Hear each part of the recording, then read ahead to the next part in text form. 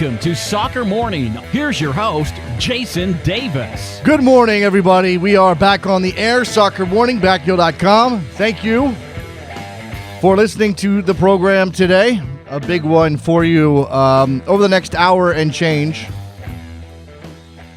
Champions League happened in Europe yesterday. Champions League is happening in Europe today, and we will discuss said Champions League things with our friend Janis Mihalik from ESPN and other places in just a couple of minutes.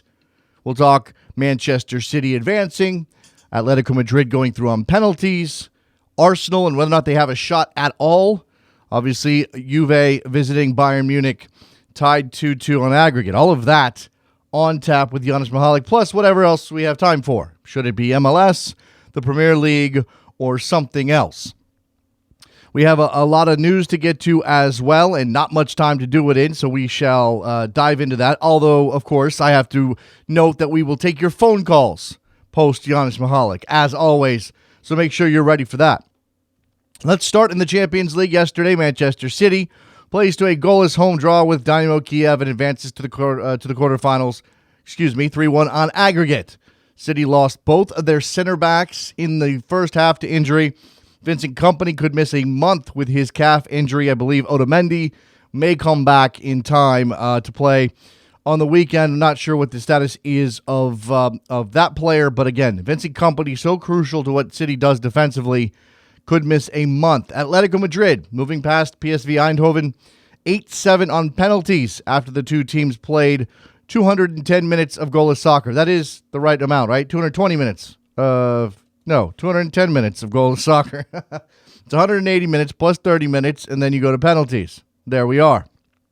So Atleti through, despite being goal shy. Today, Barcelona hosting Arsenal, up 2-0 on aggregate, but Messi scored both goals in the away leg at the Emirates, and Gerard Piqué will miss out for Barcelona today due to yellow card accumulation. Bayern Munich and Juventus play at the Allianz Arena, tied 2-2 on aggregate. Juve will be without Paulo Dybala and Claudio Marchisio due to injury. So a blow to Juve's chances, and they have to win at Bayern Munich in order to advance in this tournament. FIFA has admitted to bribery. That is not surprising. Let me rephrase that, though. FIFA has admitted that bribery was used to secure votes in past World Cup bids. FIFA is currently seeking restitution of tens of millions of dollars taken by corrupt officials. They have filed this request with the U.S. Department of Justice. This is the quote from Gianni Infantino, the new FIFA president. The convicted defendants abused the positions of trust they held at FIFA and other international football organizations and caused serious and lasting damage to FIFA. The monies they pocketed belonged to global football and were meant for the development and promotion of the game.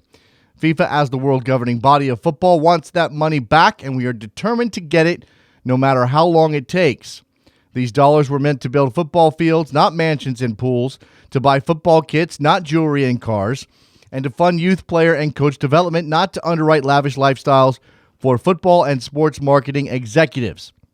Among the officials to be sued for their ill-gotten money include CONCACAF contingent of Chuck Blazer, Jack Warner, and Jeffrey Webb. No surprise there.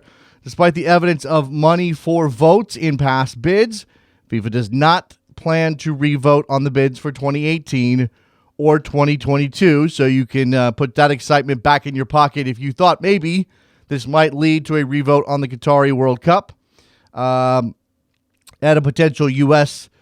Bid to host that tournament. They may have to wait until 2026 at the earliest. Querétaro and Tigres played to a goalless draw in the first leg of their CONCACAF Champions League semifinal tie last night. Tigres dominating possession, but Querétaro with more shots, forcing 3 saves from Tigres keeper Nahul Guzman. Tigres star Jurgen Damm was forced to leave the match with an injury in the 10th minute, so that's worth watching, see what his prognosis is. Santos hosts Club America in the first leg of the other CONCACAF Champions League semi tonight. So not a lot of action in that first semifinal. We'll see if there is in the game between Santos and Club America this evening. Brazilian superstar Neymar says he currently has no interest in leaving Barcelona because he is playing alongside the best players in the world in Luis Suarez and Lionel Messi. Quote, I think the most important thing in football is to play alongside good players, and I believe that those here are the best. I'm happy at Barcelona, It's a team where I feel at home. My teammates leave me very relaxed about everything. I don't see myself leaving Barcelona. Asked if he was closer to Messi or Suarez, he replied with both. Cop out. Come on, Neymar. I've spent more time with Messi than Suarez came. We also have a very close relationship. We're always joking at training and outside too. We have a very close affinity. And the word affinity being used there indicates that, yes, this is a translated quote, of course. What English speaker uses the word affinity? Nobody. Reports say the Bayern Munich manager Pep Guardiola will, quote, not be allowed to sign Bayern players when he makes his move to Manchester City this summer. Rumors have linked a number of Bayern players to City, including Thiago Alcantara, Manuel Neuer, David Alaba. Bayern is currently negotiating a contract extension with Alaba, so I expect that to be done. Interesting that it says he will not be allowed. What does that mean exactly? That Bayern Munich is going to step up and prevent him from signing any Bayern players once he moves to City? We know that in the modern game, players have the power. If any of these players want to jump to City, I'm sure someone will be able to force Bayern Munich's hands. All right, so we've set the stage. We talked Champions League, the results yesterday, 2 games today on tap. We'll get to our friend Janis Mahalik. He's going to break it all down for us. We'll talk Arsene Wenger. Hottest topic in football right now is whether or not Arsene Wenger sucks, is terrible, should retire, step aside, quit. I don't know. When we come back, that's the discussion. Janis Mahalik, Soccer Morning, backheel.com. Stay right there.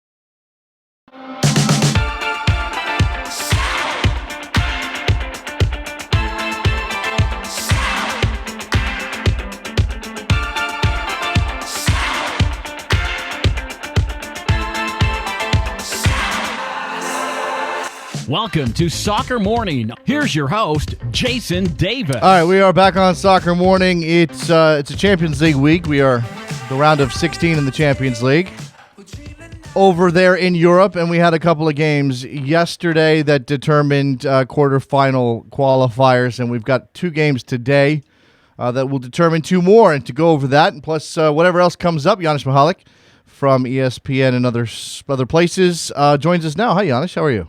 How's it going, Jason? More football, huh? I mean, the market's so saturated, it's crazy. I mean, it's just games every day from morning till night. It's crazy. It is. You wonder when. I mean, you never can have too much, I suppose. And you and I have chosen to make this our vocation, so of course we want as much as possible. But you can only work so much into your life, Giannis. Anyway. Yeah, no, I mean, you're right. I mean, it's funny because I have to tell you this, often I read your tweets and there's some areas where we really think alike. And I don't know if you're leading with this, and I don't want to take any time on that oversaturation, but it is happening. We're happy. We're begging for more football when I first came here, and, it was great, but I think there's almost too much soccer. I really am. Are you surprised about some of these numbers with MLS in terms of TV and all that stuff? Look, I'm telling you, for you and I, not a problem. For everyday person, you have to make some choices, and I think we're starting to see that. Maybe it's a maturation on our part that we pick we pick and choose what we can watch. Yeah, absolutely. I mean, again, this is not where we were going to go, and we'll talk to you. No, we're not. Sorry no, it's okay because it's definitely something worth talking about maybe in the future, and it does. I don't like to make excuses for anything that's happening here. These are, MLS and NASL and everybody involved, U.S. Soccer, everybody involved here has an obligation to do their best and try to make their particular areas as popular and as successful as possible. That's on them. But when you're going up against the best football in the world on television day in and day out, it's going to be difficult. The consensus that the best football in the world is the Champions League is pretty unchallenged, Giannis, and we are in the midst of the round of 16. A couple of games yesterday. We'll start there because I'm a chronological kind of guy before we come to the interesting storylines today.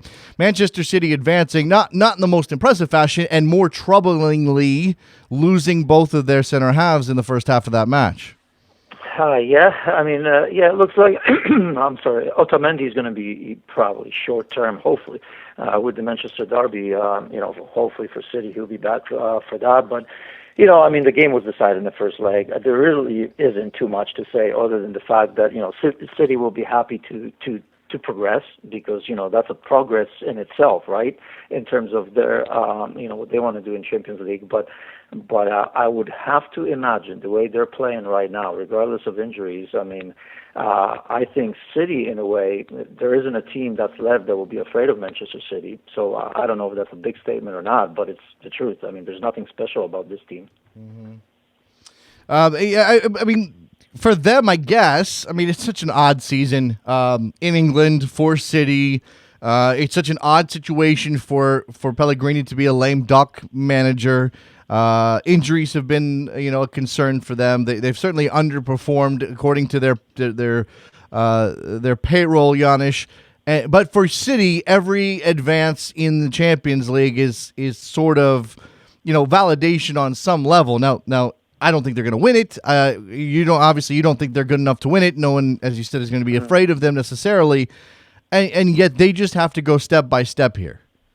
Absolutely, and they'll be happy with that because Pep is coming, and he's going to make them better. There's no two ways about it. Of course, it's going to be turned over, but if you Pep and you look at this, it's progress. They're nowhere near the levels they should be, and the top four in England. It's just a disaster. So it's not just them. So Pep will be looking towards, whatever you can get this year. There's certainly a level that he can improve this team. I think his job was much harder at Bayern Munich, of course, as we know it, right? Because he's coming on the back of a treble and nearly a perfect team that he came into. Coming into this, you'd have to imagine, regardless how far they get here, it's somewhere where Pep is going to say, well, there's room to work here, and he's going to make that team better. Yeah, it's it's a matter of the draw coming up in the quarterfinals. So we'll wait to see what City ends up with. But they do advance past Dynamo Kiev, which that was a relatively comfortable draw for City. Atletico Madrid got themselves something of a comfortable draw, at least on paper. No one had PSV Eindhoven going very deep in the knockout rounds, Giannis. But it took penalties for Atleti to advance. But at the same time, this is probably the one elite club in the world who's not going to apologize at all for having to go to penalties after a goalless tie in this tournament. Of course. I mean, they've done it last season, right? Wasn't against Leverkusen. Speaking of uncomfortable, right? If one thinks, I just made a statement that City, other teams may be comfortable with Manchester City more so than Atletico Madrid, right? I mean, who would have thought that? And look, it's a great recognition of what they have. That's why Simeone is a great manager. He's never had a problem in terms of scoring goals. Look at some of the strikers that came in before him at Atletico Madrid, and even during his time, right? I mean, that's one thing that they've never had a problem with, and they continue to do that. I mean, they can't score for the life of them. So what do? You defend, and that's something that's near and dear of the setup or what Simeone is about. Not necessarily defend, but defend well. Know how to be organized, and you saw yesterday Jan Oblak, 25 clean sheets in all competitions right now, and obviously that's due to what's in front of him as well. Other than the fact that he's an excellent young goalkeeper. So this is absolutely impressive. And again, I mean, imagine trying to solve that problem. So, that's going to be the most uncomfortable opposition one could wish for. Well, I mean, okay, we haven't established all of the quarterfinalists yet, Janis. But if you had to imagine who would be most distressed about being drawn against Atleti in the next round? I mean, would it be one of the other Spanish teams? Just because those ties always seem to be as intense and dramatic as possible. Yes, I mean I don't think Real Madrid would be looking forward to that. No questions. Barcelona has proven this season already on both occasions that that's not a problem. I mean that in itself. I mean it's like La Liga, right? So I mean they obviously won't want them. But if you're Barcelona, you take Atleti over Bayern Munich, let's say for sure. So I think Real Madrid is not going to look forward to it. Manchester City is not going to look for it. Again, this is a team that I'm telling you, I mean, it's a grind of all grinds, and you look at the atmosphere in that stadium. I mean, at this stage, obviously, you're not going to be too choosy, but look, I mean, who else is there? I forget about Benfica, I suppose. So maybe Benfica you wish for first, and after that, wow. I mean, this is going to be something. I think the level of play, Jason, right now, it's pretty good in the Champions League. Bar yesterday in those 2-0 draws. Right? Do you? I mean, look, we're heaping praise upon Atleti. This is partly their identity. Again, this is not a side that's going to apologize for getting the job done, no matter how they do it. But is there something to be said about PSV and the pushing Atleti to the brink and et cetera and so forth? I mean, again, this is not an era in which the Dutch sides are very fancy to do anything. Absolutely, and if that Super League that you and I talked about last time, I believe just a little bit, we're not going to see teams like that. So yes, I mean, look, if you watch the first 25, 30 minutes, I mean, PSV were absolutely outstanding. But after that, that's what I mean. I mean, teams like Atleti grind you down. I mean, it's in so many ways. Sometimes it's better to play against the likes of PSG or Barcelona or Real Madrid because there's going to be an opening. That there's a thirst for going forward, and if you're smart enough, you may exploit that. Atletico Madrid won't give you anything, and I suspect if anything right now, they're going to be even more difficult to beat because you look at that lineup and you're saying to yourself, if you Simeone is, I'm going to have to be even more. I don't want to say negative because I don't necessarily think that's what Atleti are, but it's business end of the season right now, and I just think that you're really going to have to be smart and extremely disciplined in order to get through Atleti.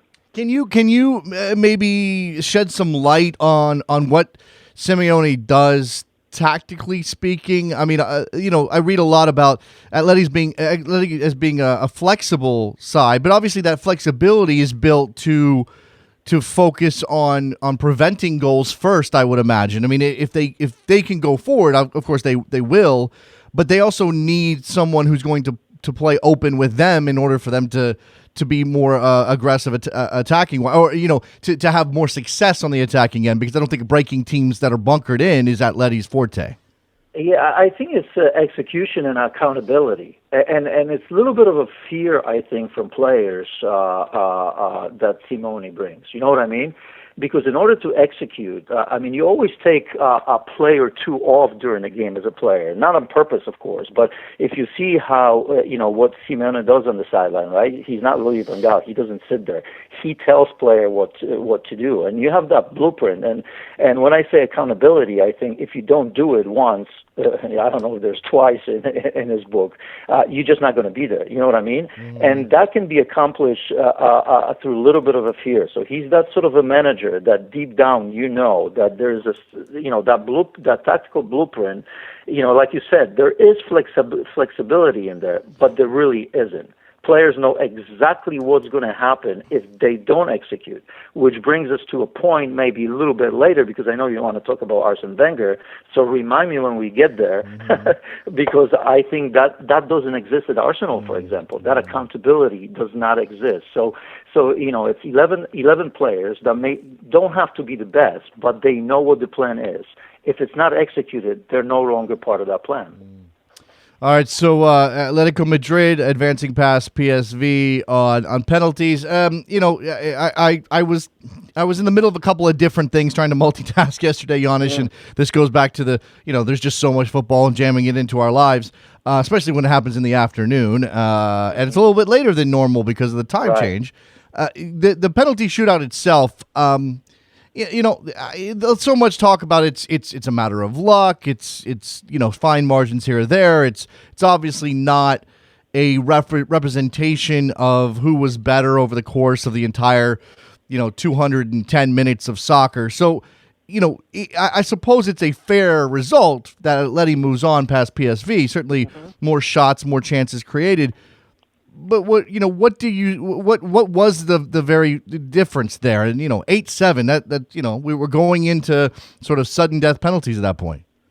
Yeah, we've all been part of that. It's just a little bit of nerves controlling Narsik, of course, coming as a substitute. There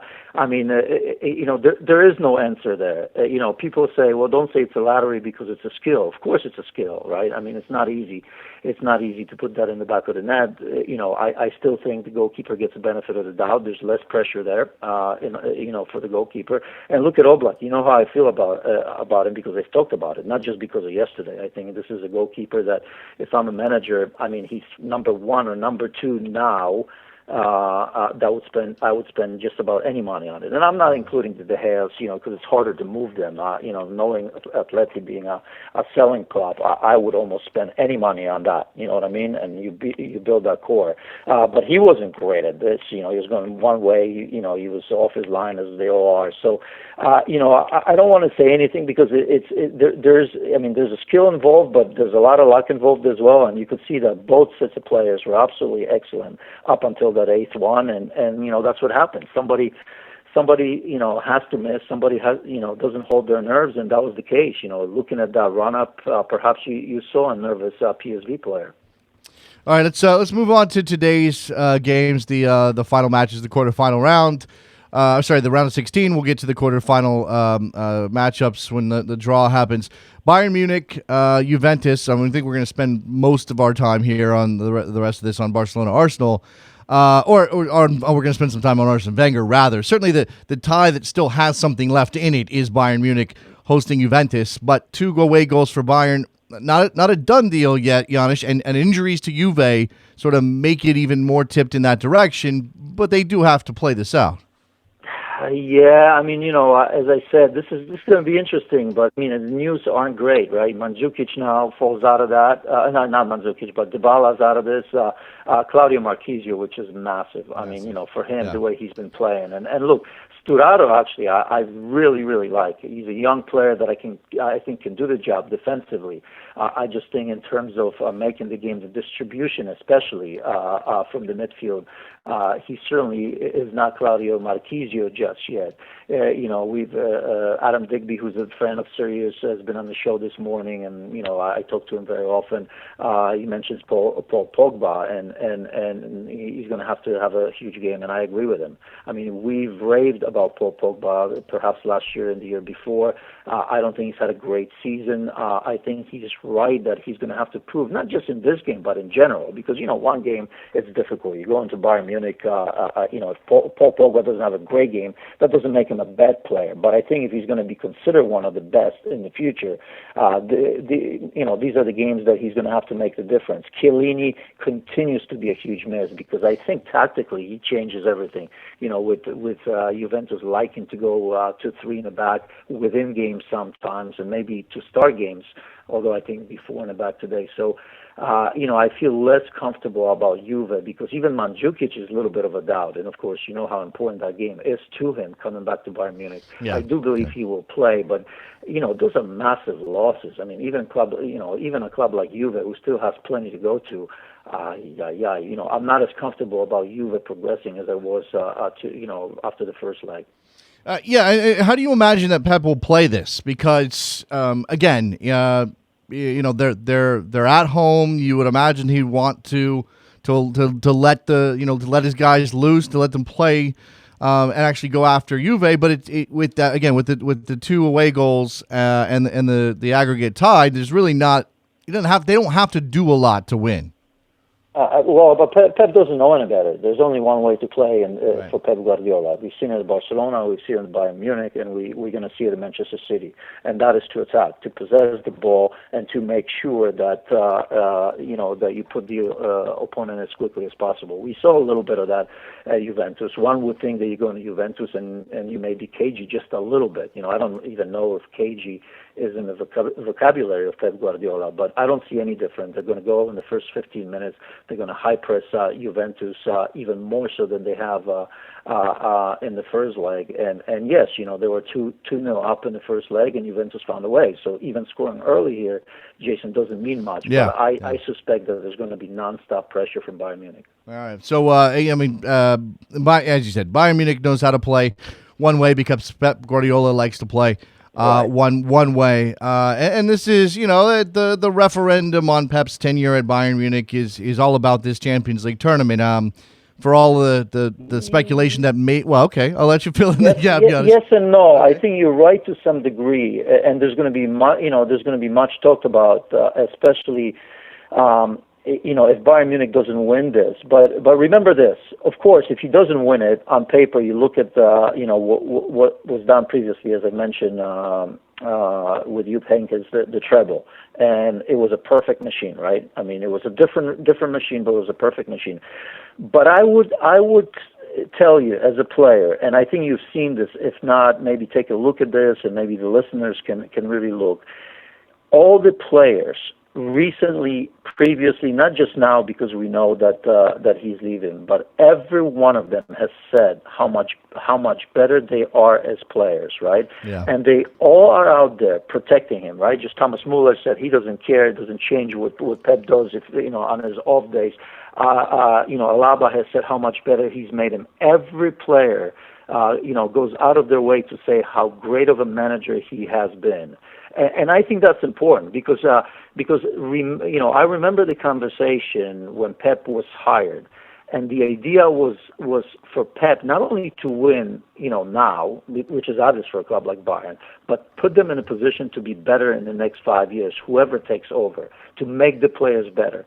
And I think he has done that. I think it'll be short-sighted for us to say if Bayern, and that's exactly what's going to happen, right? Yeah. Everyone's going to hammer Pep Guardiola and Bayern Munich, and they'll be right to do that, for results only. But I think he's made those players better. That's what he does. He cares. I don't think he coaches just to win trophies. He's won plenty. If he doesn't win another trophy, we're still going to, remember him as a great manager, I suppose. But He makes players better. He does. Well, when you win a lot of things, Giannis, it gives you the freedom to sort of raise your mentality to the higher-minded notion of playing beautiful football and as you said, improving. Certainly Alaba is the perfect example of a player that Pep Guardiola molded into one of the world's best when he wasn't, when Guardiola arrived, and there was a position switch there and all those things. I'll do this. I'll ask you this question before we move on to Barcelona and Arsenal. The word is out that Pep is going to not be allowed to sign Bayern players at City, et cetera, et cetera. I mean, first of all, do you think that's even possible? I mean, Bayern Munich can warn Pep off of those players all he wants. If City comes in and makes offers and those players want to go and follow Pep Guardiola, eventually the numbers will get high enough that Bayern will do it. Absolutely. Yeah, I think Pep Guardiola will be conscious of the fact that it's not going to happen right away. He's going to try because why not? You're right? What's that saying? Who said it? Somebody comes in to get your house, blah, blah, blah, and gives you 3 times the money, right? You're going to sell it. And I think that's going to be the case with Bayern Munich. I don't necessarily think that's going to happen right away. We've seen it with Thiago Alcantara. I don't know if it's an indication. Not that Barcelona couldn't use him, but they still have plenty. Obviously we know how he feels about Alaba, Kimmich lately. Some of the younger players that can play, but I don't foresee anything happening right away. But yeah, I don't buy into any of that. I've always been the one thinking that if the price is right, everyone will sell. And at the moment, I think Leo Messi is the only exception. All right, so we'll see again what happens with Bayern Munich and Juve today. So the last round of 16 match on the docket is Barcelona hosting Arsenal, up 2-0 on aggregate. Obviously, 2 away goals at the Emirates. Messi scoring both of them. This seems like a foregone conclusion. At least most of the football world is treating it as such, Janis, for good reason. And so the focus is not necessarily on can Arsenal overturn this deficit, or not even how many will Barcelona score or what the final number will be, but is Arsene Wenger's time up? And this obviously relates to the weekend as well. Arsenal has sort of fallen flat in their attempt to win a Premier League title. The Champions League looks like it's done as of the end of this game today. They're out of the FA Cup now, where they were 2-time defending champions. What do you make of the situation at Arsenal? Well, the situation hasn't changed. I mean, responsibility lies with Arsene Wenger. There's no questions about that. I mean, he's the boss, and to give him credit on one hand, he puts Arsenal in a position to be competitive, right? How many clubs do not do that? So he's got to get credit for that, because it can be a lot worse. Look at how many big clubs are out there flailing, be it financially or the level of play has dropped. So if you look at the consistency of I don't know if excellence, consistency of how well Arsenal has done over the years, I think he needs to get credit. And obviously he needs to find a way to get over that. And, some of it is stubbornness. Some of it is perhaps unwillingness to change a little bit. And somebody has to hold him accountable. I've spoken about accountability, because I think, to me, that's one of his faults. It really is, because his players feel safe. When you feel safe, you can still perform at the highest level. But if you're not coming out of that lineup for the most part, you're going to be okay with just playing okay, and that's not good enough at that level. You know what I'm saying? And I think that's the biggest problem, because there is no accountability. Same players continue to play all the time. There's some rotation here and there, but I don't necessarily think that rotation is because you're playing well or you're not playing well, right? I mean, look at Campbell. I mean, Campbell's been out of the lineup, in and out of the lineup, even though he's performed tremendously. Yet others, say like Theo Walcott and Ox, who for me under Arsene Wenger have not gotten better, continue to get the opportunity. So I think that's part of the problem. There isn't that little bit of a fear factor that every player has to have in order to get better. That Simeone effect that I've mentioned. You have to fear your manager at times, because it does make you better. It doesn't work with every player, because, if you play with fear, you're not always at your best. But you know what I mean? You've got to know that if today you don't perform, tomorrow you're not going to be in the starting 11. And I don't think that's the case. And that's his biggest problem, not to mention that, he's not being flexible with his lineup. It's more the same. So on one hand, he's put Arsenal in a position to win, say, 2 FA Cup, which is something. And they've always been in a position to challenge for the Premier League, and have been in the Champions League every year for God knows how many years right now. So that is an accomplishment. I mean, we can hammer him all we want, but it is an accomplishment. But he's missing. I think he's just too often a little bit too nice. I mean, that's. I've actually said that before, maybe not as eloquently as you just did, Giannis. And to me, it's sort of in relief, Arsene Wenger as compared to even the Pep Guardiolas of the world, certainly Jose Mourinho, certainly Diego Simeone, certainly some of the other names that are moving around in elite circles these days. He just doesn't seem to fit the mold of the modern manager, and it's not necessarily his fault, but I don't know. I don't know whether to feel bad for Arsene Wenger or to say, look, if you really want to be great at your craft, you have to adapt to the times. Yes, I do, and of course we don't know that. But if you look at somebody like Pep Guardiola, he makes players better. That's job to the manager, we say, right? But there, and I want to be careful here, because that's not what I'm going to call him. But I mean, there are a lot of lazy managers out there, right? I mean, they don't spend the time individually in trying to change players. I'm not in the training at the training ground. I don't know exactly what happens there, but I just wonder how much of the time he still puts in individually making the plan to win and really to assess the opposition personally, not just with other managers, but really try to see, okay, who are the players that need to get better. I just don't think that's happening here. But the bottom line is, if he doesn't make players accountable, which I don't think he does, you have to look at the fact who's making Arsene Wenger accountable, right? And that's a problem because nobody does. So I'm not saying that doing that says, well, if you don't do this, you're gone. But I think he needs to feel pressure from above to know that if he doesn't perform, it may happen. That it's not always on his terms, because the way it is, he pretty much does run the club, and he's going to leave on his terms. And if someone was to put pressure on him, maybe he'd feel it. Maybe that would change. Okay, I don't disagree with that, but everything is relative, especially in this sort of environment that we live in now. And while I agree with you that he probably needs to feel the pressure from above, at the same time, I'm going to lament the way Roman Abramovich runs his club, or in some ways the ways that Manchester City operates with turning over managers in a bid to find that one guy who can finally put it all together for this club that has spent billions of pounds trying to get there. So I don't know. Can we at the same time say, well, I don't necessarily like how money has taken over everything, and there is an enormous amount of pressure, and the elite clubs of the world do seem to be soulless these days, and also say that Arsene Wenger needs to be subject to more pressure? Well, yeah, I mean, you make a great point. That's why it would be easy for me to just go out there and hammer it, and maybe it should be, but I can appreciate what he's doing for the club and what he's done for the club, because, there's a real danger of doing that, because they are businesses. I think he's run the club tremendously well. He's put Arsenal in position to be, I still think, a dominant force for next decade or so, right? And you're right. I mean, who knows if somebody else comes in and starts to spend money like everybody wants and buys the wrong players, right? I mean, how many teams have we seen that spending over and over? Look at Manchester United. I mean, you can throw money at anything, but of course that doesn't guarantee you success.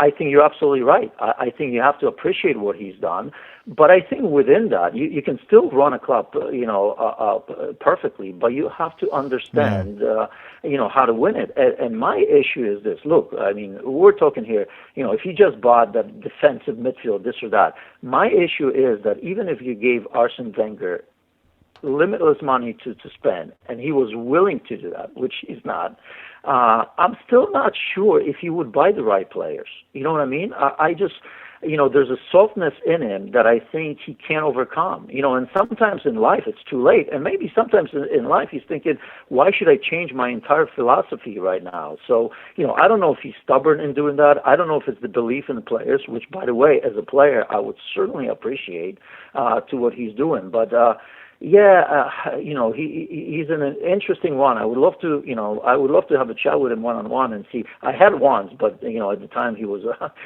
in a winning position, winning everything. So I mean, he knows how to do it. It just he's not willing to do it again, and I just don't think he identifies players as well as he did once. Okay, that's fair enough. Again, I mean, it's somehow it seems easy and trite to say that times have passed him by, but that may be the flat case here with Arsene Wenger. And the last ruthlessness. Just last word. I mean, he is lacking that ruthlessness, and I think that part of it is just he doesn't want that. You know what I mean? Right. He doesn't want Right.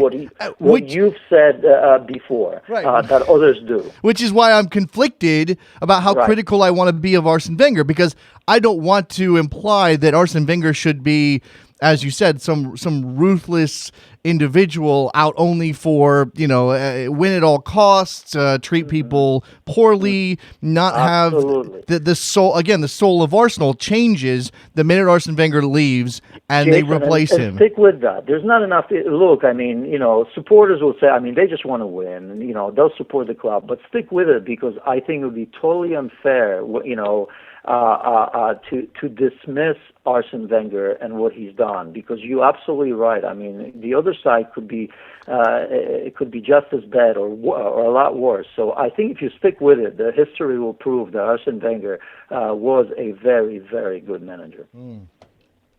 And all right, so we've spent a lot of time on Arsenal here. I'm actually running out of time with you, but let's just go to Barcelona. One thing that I've read, and look, they're on the march. They seem destined to obviously they're going to win La Liga. We expect them to be all the way down to the final, if not to win this competition. And really, those teams that are capable of beating them are certainly a step behind these days. We know what MSN is capable of. It's all going great for Barcelona. I think they're still live in the Copa del Rey, so they have a treble possibility here. And I'm reading this morning in an article about Neymar not leaving, and Neymar saying he's happy at Barcelona. I'm reading that they may have an issue next year when there are bonuses guaranteed to the players for a treble that it goes beyond the budgeted money that they have, and then there's a debt to ratio problem that will trigger a board resignation. I mean, are we ultimately going to see some sort of financial reckoning at a club like Barcelona, which we don't expect to ever have these issues? I didn't see that, but no, I mean, I think, winning solves a lot of the problems. I think it may be, if they do, I mean, they'll find the money. I mean, the way they're playing, they're looking for a new sponsor, I suppose, in the shirt, right? I mean, the stadium and all that. When you have a club like this that's doing what they're doing, and it's incredible. But just quickly, because I think they're impressive, since the first leg against Arsenal, they scored 17 goals in that one. They're 37 games unbeaten, right? And 103 goals for MSN. I mean, that is just absolutely unbelievable. So look, if they win the treble, there'll be plenty of money. Money makes money, as you know it, right? And I think that's not going to be an issue here. That's just someone looking for a hole in the wall, in my opinion, without knowing too much, because I did not read that. Well, okay, I don't want to really. I'm not trying to blindside you with this, Giannis. No, that's all right. It just is sort of the reality of where we are. I mean, even again, I mean, I expect more Barcelona to chug along and be fine, like you do, but there are these individual moments. I mean, we know Real Madrid has taken on massive amounts of debt, borrowed millions and millions of euros from the government of Spain, is potentially in default on tax payments and all of that stuff, and you just wonder if one day some of this stuff is going to come to a head, or if because it's Barcelona, because it's Real Madrid, they're going to just. I think it can, Jason. Sorry for interrupting. No, go ahead. I absolutely think it can. That's why you have to appreciate what Arsenal are doing in terms of being fiscally responsible. Because just imagine a couple bad years from Barcelona, and it will happen. It happens to everyone, right? It's happened to them in the past, and so when you take in those sort of salaries, when you want the best and the bonuses and the debt that they all have, really, and Spain is a lot different. And well said by you to point out what happens in La Liga and clubs like Real Madrid, where the government gives them no bank is going to refuse a loan for the most part to the likes of Real Madrid and Barcelona. It can come to a head. So I think they need to be very, very careful. I don't want to dismiss what you've said, and I trust it's right, but it can definitely come to a head. So it's one thing's winning and money making money, as I've said, but you still have to run a proper business. So I would definitely look into that. Look at me bring this all the way back around, Giannis. This is part of the reason why clubs like this are going to be attracted to a Super League, isn't it? Yeah, well, exactly. And I don't want to go there because I know that time is of essence right now. But you're absolutely right. Yeah. It's going to happen. Just a question of what. And remember, you and I started this mess. The salary cap in Europe is going to be a thing, and it's going to come. When, I don't know, but it's going to happen. The owners are going to be smart enough. They're going to look elsewhere. Look here to United States, and eventually they'll find a way. There you go, Janis Mihalik joining us. Fantastic chat as always, Janis. I appreciate the time. Wish we had more time. Make sure you're following Janis on Twitter. If you just type in his first name, JANUSZ, you'll probably find him right there. Janis, thank you so much. Thank you, Jason. Always a pleasure. Let's take a break. When we come back, we will open up the phone lines and talk to you, and maybe I'll throw in some of those details I read about Barcelona. I'm no expert, but it's right here in this article. It's Soccer Morning. It's on backheel.com, and we will be right back.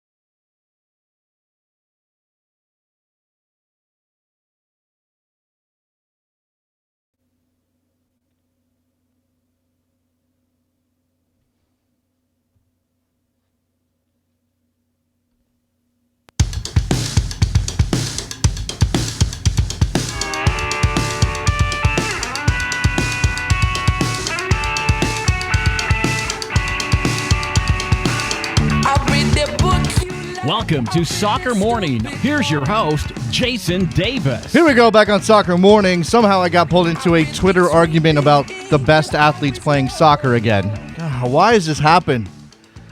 Basketball people. Look, I'm sure that, I'm sure he is a good guy, and I'm sure maybe he's even a soccer fan.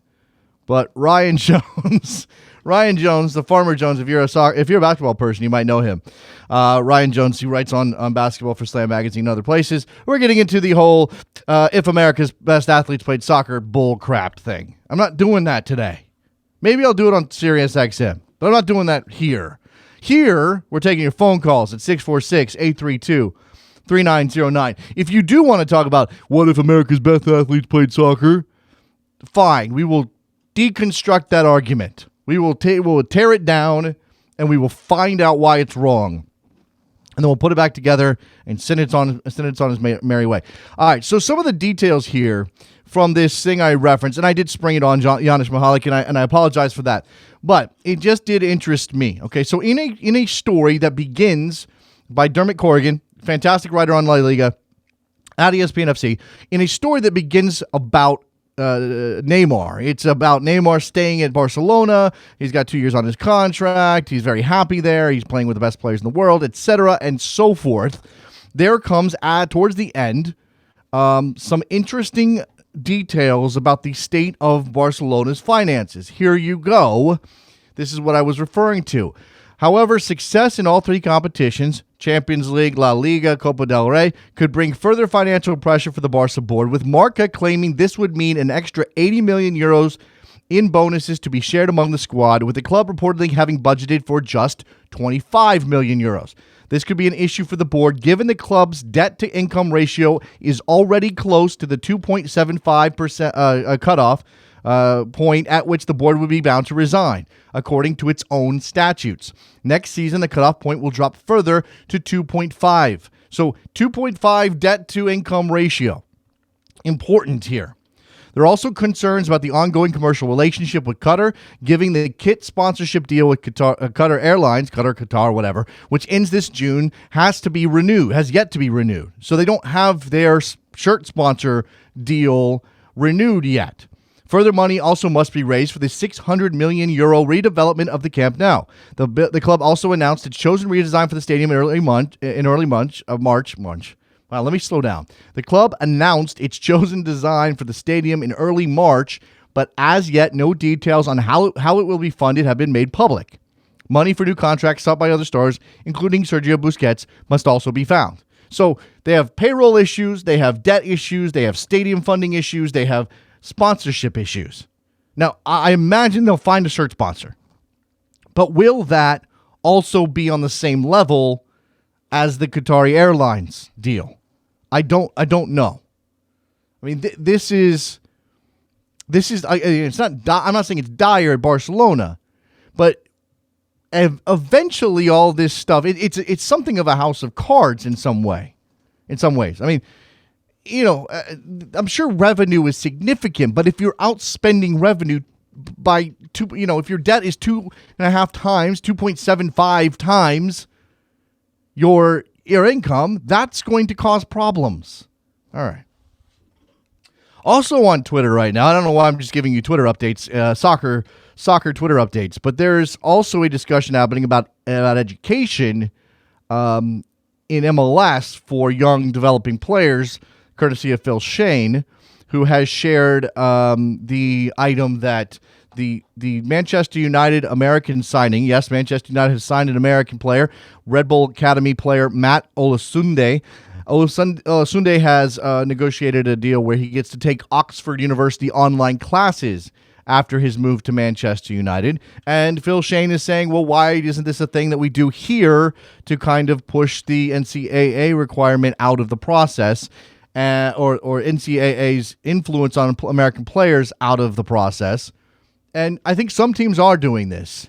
And I think it's a little bit more complicated than just everybody should make online courses available. I mean, different schools, different criteria, different, if you're a young player who also happens to be a good student, are you going to be happy with online classes at Southern New Hampshire University, which is what the partnership that MLS has created to help players get classes?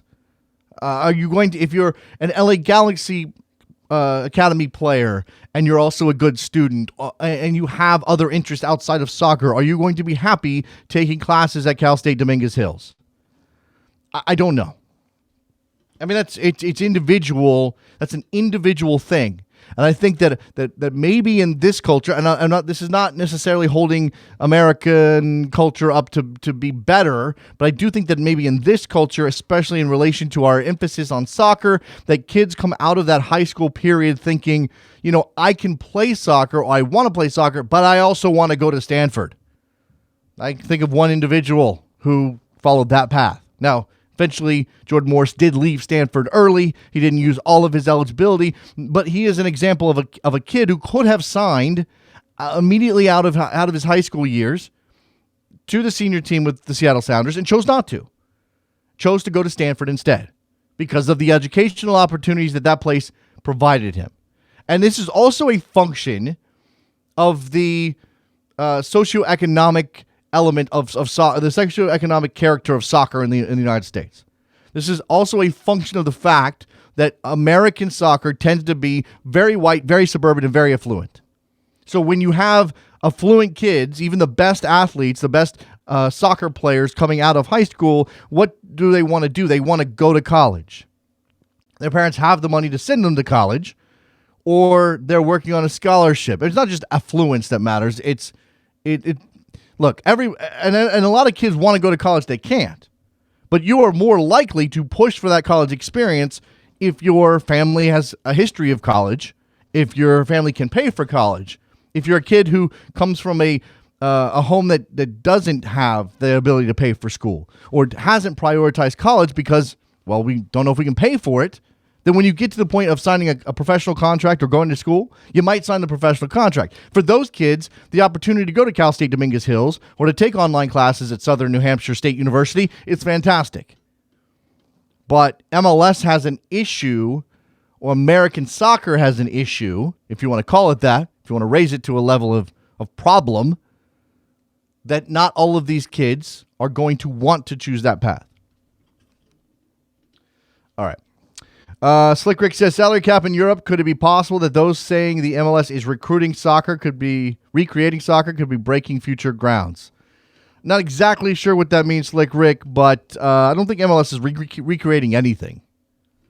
And I don't know that a salary cap is coming to the biggest clubs in Europe anytime soon. What we may see is, in my opinion, what might be more likely. I'm not saying this is definitely going to happen. What might be more likely is that the biggest clubs in Europe pull out of their domestic competitions, form a European Super League, and then those domestic competitions forced to watch themselves financially, forced to guard against insolvency, forced to be careful about spending, institute a salary cap in those individuals. Now, again, this so fundamentally changed the character of European football that I don't even really want to go down this road. But it is out there. 646-832-3909. What is today? Wednesday? You guys usually call me on Wednesday, don't you? Are the phone lines working? Check. Is this thing on? All right. So we've got Barcelona and their financial situation. We obviously touched on this educational thing. I don't know if you want to talk about the whole best athlete argument, but it's out there. I mentioned this on SiriusXM the other day. I'm going to go diving into this a little bit more later on today, but I'll mention it here as well. Gilt Edge Soccer Marketing, a soccer marketing firm based in Chicago, I believe, has announced their list of the top 30 American soccer markets.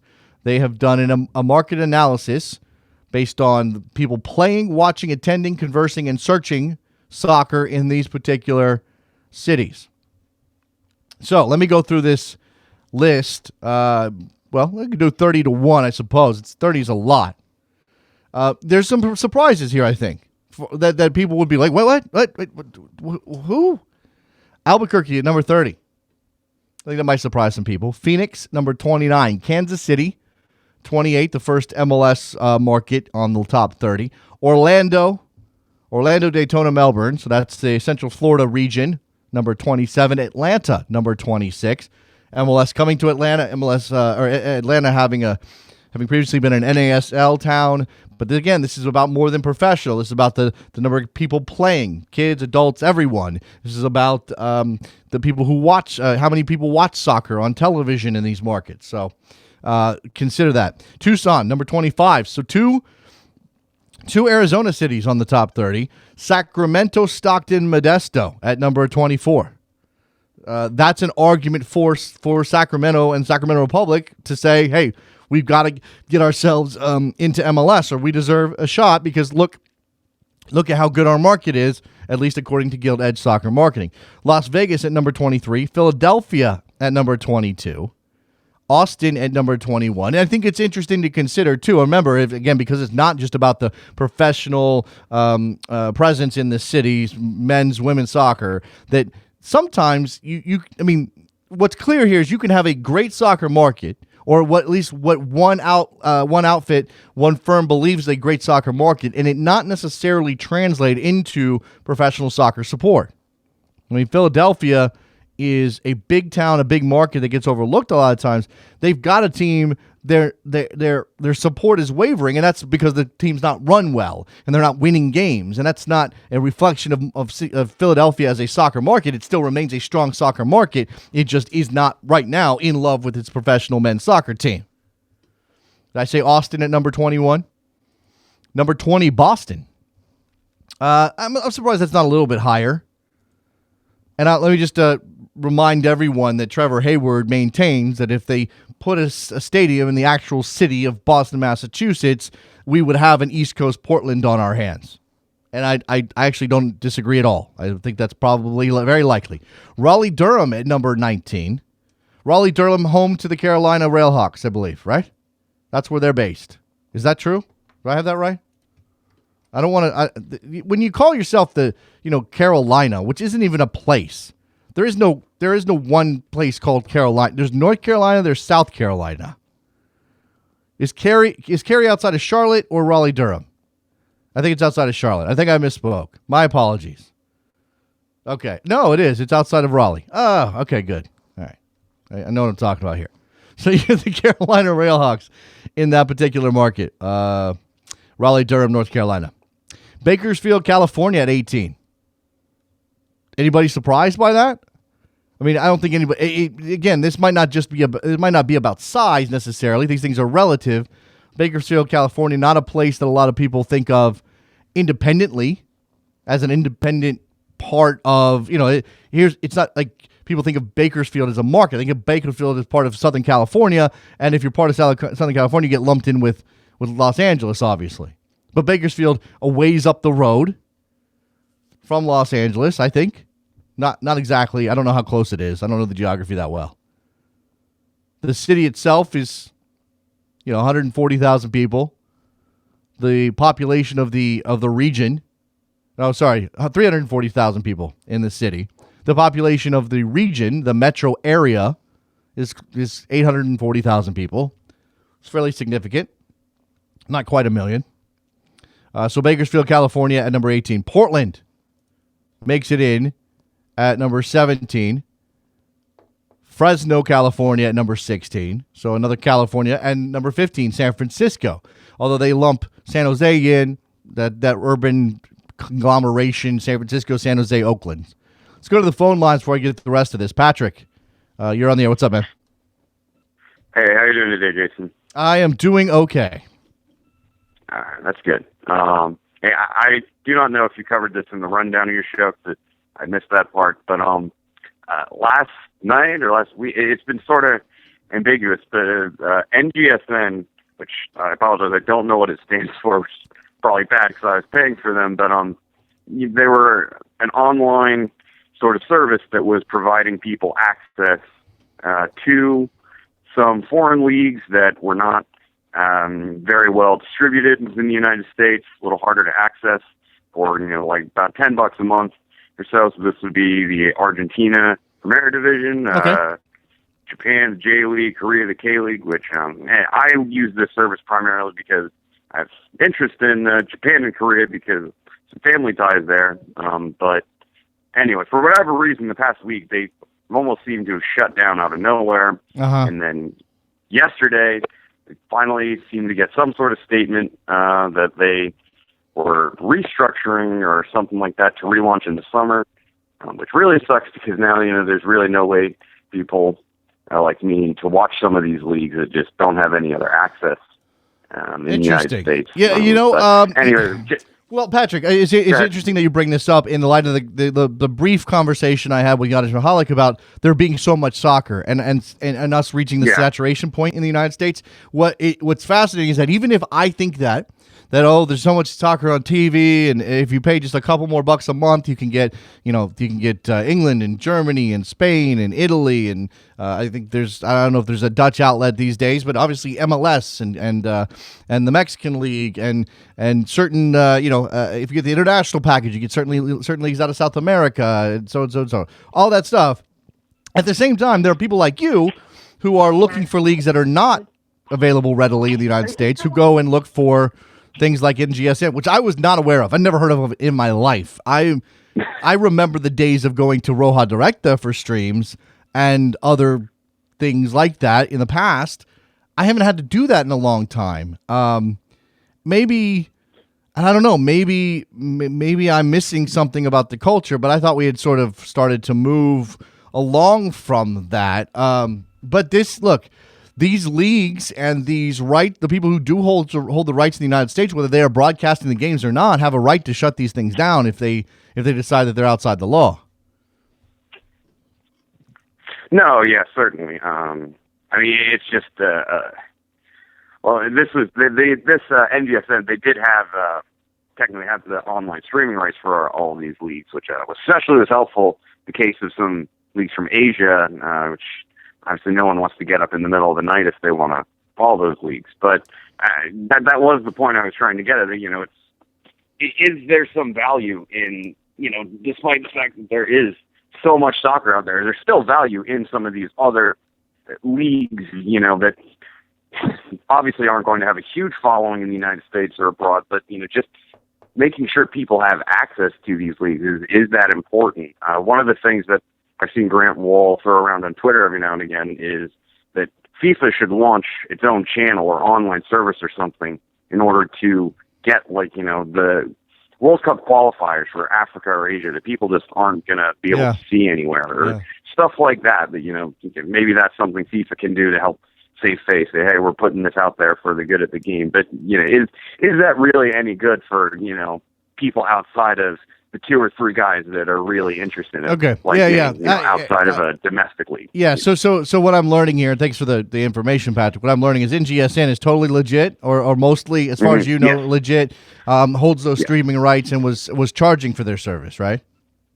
Yes. It Okay. was about, I think it was $9 a month. Okay. All right. And that's it's unfortunate that they went down. I mean, I'm looking at the list of leagues that they had. It's pretty strong. Eredivisie, Indian Super League, which would be interesting to watch. Argentina Primera Division, as you mentioned, J League, K League, Portugal, Portuguese Cup, the Swedish League, Bolivia, Chile, Ecuador, Russian Premier League, Russian Super Cup, and the Venezuela League. All right, so keep an eye on this, and obviously if your access to the leagues you want to see was halted by NGSN going down for a while, and talking about this relaunch, then I feel for you. Sorry, Patrick. Yeah, it was just a bit of a personal bummer for me because the leagues in Japan and Korea just basically got underway, and those are leagues I enjoy to follow, but there's really not much I can do now outside of getting some ludicrous package with a cable provider I don't have to get the one channel that does have those. I understand. Certainly that's when the only outlet that provides streams or access to those leagues goes down, that's a problem. If NGSN is reorganizing and getting things together, maybe they'll provide a better service. I would say that maybe what they should do is advertise on Soccer Morning, but that's just me. I mean, there's just an idea out there. Patrick, you got anything else before I let you go? I don't know. That's it for today, dude. All right, man. Appreciate the call. There goes Patrick. All right, thank you. Talking about NGSN. All right, let's get back to this list here. I want to make sure I run through all of these before we wrap up this edition of Soccer Morning. I think I got up to San Francisco at number 15. San Francisco, San Jose, Oakland. So you have an MLS team there in San Jose, an NASL team launching in San Francisco, the SF Deltas. Number 14, Salt Lake City makes this list. Salt Lake City, Ogden, Provo. They've proven to be big soccer fans in Utah, at least through the prism of RSL. And I imagine there's quite a community of people who play in that area as well. Number 13, Miami, Fort Lauderdale, Hollywood, Florida on the list. We'll see whether or not they've got at least one professional team starting for sure in Miami FC. And here's what's interesting. I saw a link this morning. I got to go find it because I think I did favorite it, but it wasn't working. It was typed wrong on Twitter. That said that the land acquisition process for David Beckham and his group in Miami is on hold because of a lien on one of the properties. So that's not good. That obviously slows things down. Chicago at number 12. I would like to explore Chicago more as a soccer town. I got a chance to go to Chicago for the first time for a couple of days, a couple of weeks ago. Doesn't make me an expert by any stretch, but what I saw was interesting in the middle of March or the beginning of March. It was obviously a place that is international, cosmopolitan, clearly likes the game. How it expresses that passion, being the third largest city in our country, I think is very interesting. San Antonio at number 11. It's a strong appearance there. Number 10, McAllen, Brownsville, Harlingen, Texas. Now, if I'm not mistaken, that's right down there on the border, right? So I don't know much about McAllen, Brownsville, Harlingen, Texas, but clearly that to me sounds like a place where you have that mix of American and Mexican cultures, and perhaps that feeds a lot of that soccer that's happening down there. San Diego, number 9. San Diego regularly performs extremely well with television ratings. I've heard there are some people who will tell you that that San Diego is a town that has bought into Club Tijuana and what they're doing down in Mexico just across the border. There are other people who tell you there's plenty of room for San Diego to have an MLS team and support an MLS team. We may find out one day, although I'm not aware of any particular group putting together a bid to get into MLS in San Diego right now. El Paso at number 8, so another Texas market. Texas well represented on this list. Well, a couple of places anyways. Oh yeah, that's San Antonio, McAllen, El Paso. Number 7, Denver. Denver Boulder making the list. I'm a little surprised by that, but I know that there's a large Mexican-American community in Denver, so maybe that's driving a lot of that. Seattle, Tacoma at number 6. I don't think there's any surprise they make the top 10. New York at number 5. Biggest market in the country. Obviously, a lot of passionate soccer fans.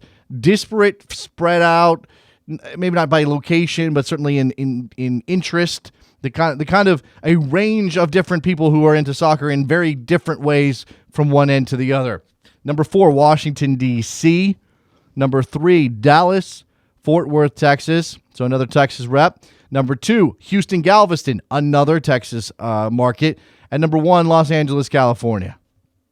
So L.A. shows up at number 1. I don't think there's any argument there.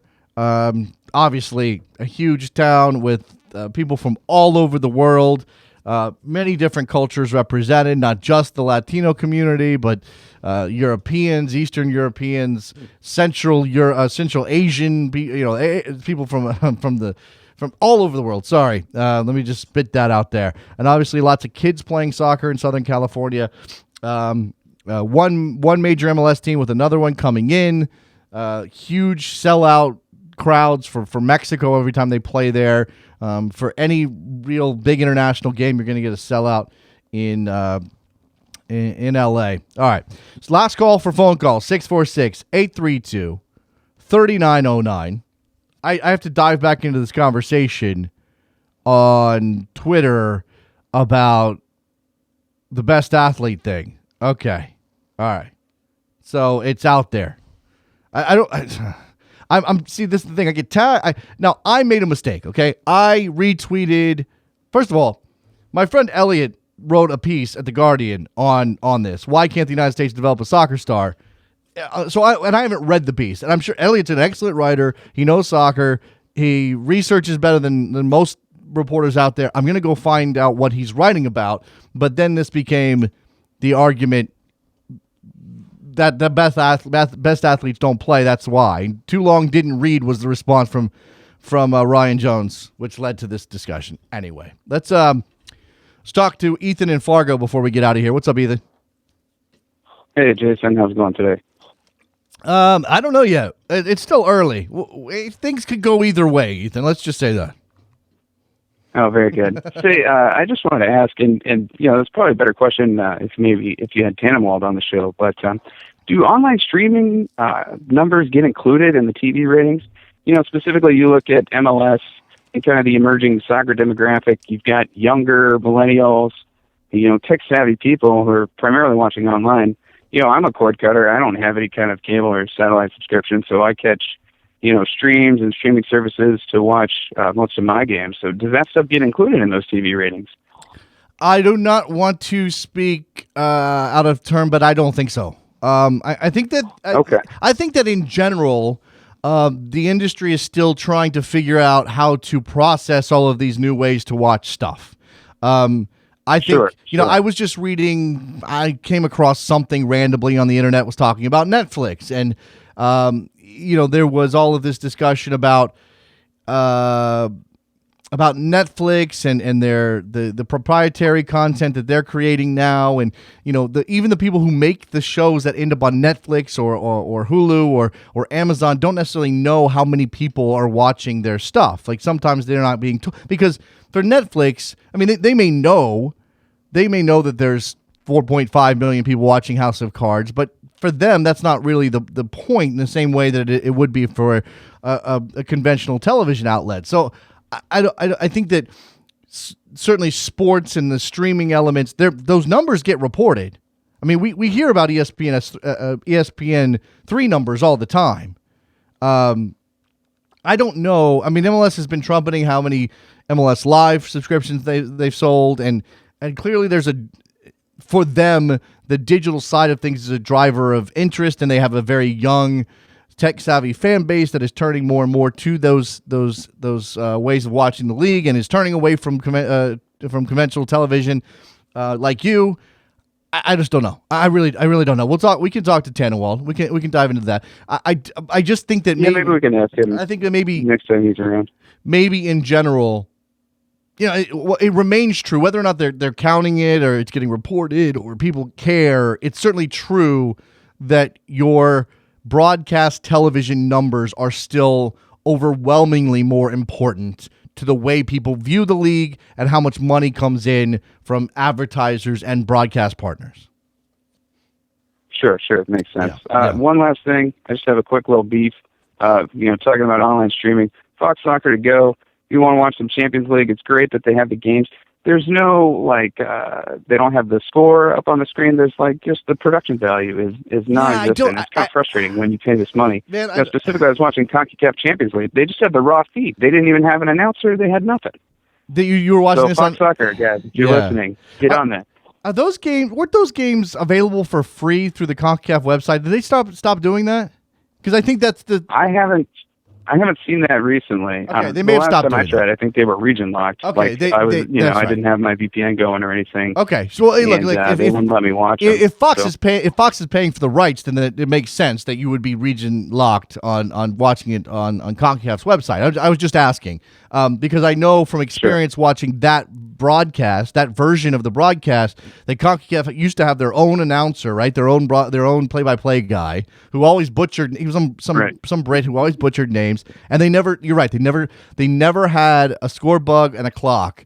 Now, if you want to be, if I wanted to be difficult, I could say, well, that's how they watched soccer in 1986. Just deal with it. But yeah, I mean, come on, give us something to go with here, right? Right. I mean, for me, I'm paying $20 a month. That's not. Small potatoes. That's actually pretty at least significant. Have a score bug and some time on there. That's pretty significant. I think actually, and this is why I don't have a Fox Soccer to Go subscription. I just can't. I mean, I could, this being my job, I'm sure I could even, put it on my taxes or whatever. But I don't want to spend $20 a month on something I hear doesn't work all the time. So let's hope that gets better. Yeah. Well, yeah. I go back and forth. I cancel in the summer and then pick it back up when it's Champions League. Okay, that makes sense. CCL, all that good stuff. I appreciate the call, Ethan. Thanks a lot, man. All right, thanks so much. Have a great day. Bye-bye. There it goes. I love that we got somebody listening in Fargo. That's great. All right, that's going to do it for Soccer Morning on a Wednesday. Again, Champions League today. We'll cover that tomorrow. There's always other things happening. This FIFA nonsense continues to roll on. Again, thanks to Janos Mahalik for joining us today and talking through the Champions League, Arsenal, Barcelona, all of those stories. We will we'll take our leave. Anything else? Trevor? Anything? No? All right. In that case, I'll talk to you guys. I will. Tomorrow. Follow us on Twitter @SoccerMorning. If you want to be part of this discussion about the best athletes playing soccer, I'm more than happy to pull you in. You can take over from me. I'll talk to you guys. Bye.